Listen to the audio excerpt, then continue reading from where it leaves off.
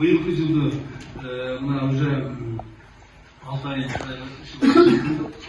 быйылкы жылдын эсебинде план боюнча 9,14 миллиард сом акча Нарын облусуна берилди. 9,14 миллиард. Анын ичинде мына буквально бүгүн кечээ президентибиз атайы Нарынга өзүнүн штаб фондунан, президент штаб фондунан 807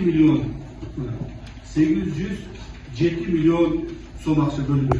Нарын шаарын Нарын шаарын карагыла.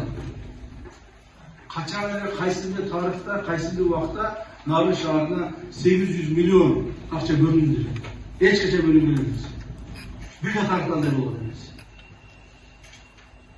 Нарын шаарынын мэри барбы? 807 миллион акча шаға бөлініп отыр.